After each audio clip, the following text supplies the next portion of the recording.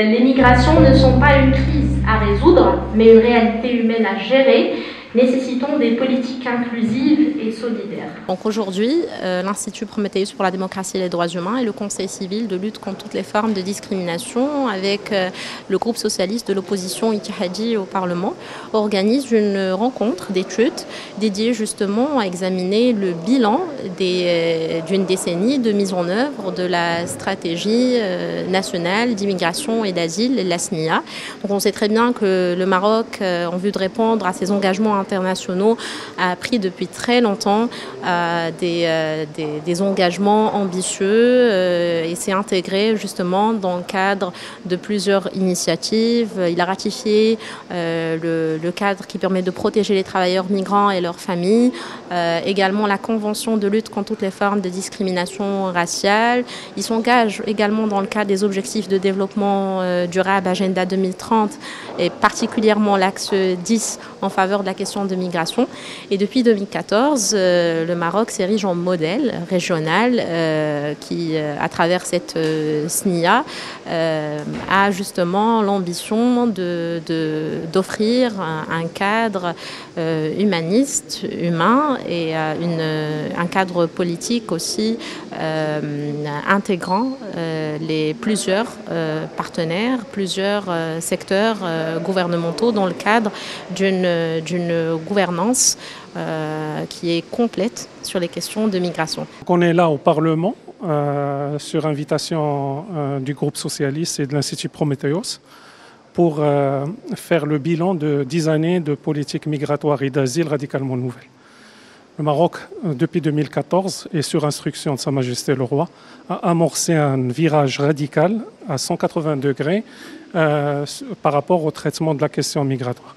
avec bien sûr toute une panoplie de mesures qui ont été prises, régularisation des personnes migrantes,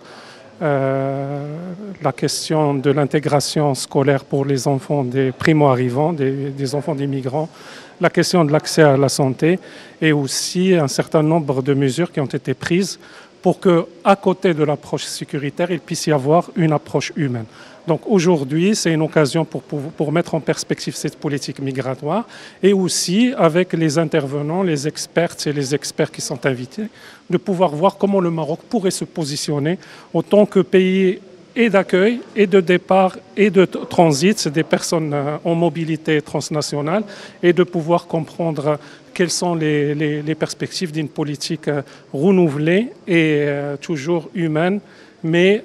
prenant en considération aussi les intérêts nationaux, notamment au niveau de la gestion des frontières. Aujourd'hui, nous sommes réunis ici au sein du Parlement marocain justement pour discuter de nombreuses questions qui relèvent d'une importance capitale aujourd'hui. En tant que 2025 a été marqué par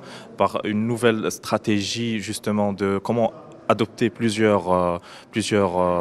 questions qui touchent surtout les flux migratoires. Et aujourd'hui, justement, avec le Conseil civil pour la lutte contre toutes les formes de discrimination et aussi avec le parti de l'opposition Ittihadi ici au Parlement marocain, aujourd'hui, nous allons discuter plusieurs questions qui relèvent un petit peu de cette stratégie nationale, de la loi qui est en vigueur et des potentiels changements qu'on pourrait apporter justement à travers une vision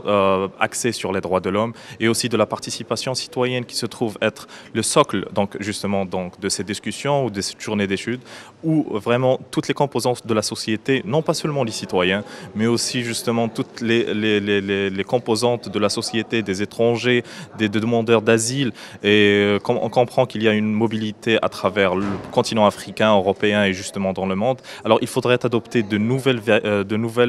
dispositifs, de nouvelles dispositions aussi et de nouvelles normes justement pour gérer donc tous ces flux migratoires et justement sur une base de l'harmonisation des lois nationales avec tout ce qui est normes internationales et des conventions internationales.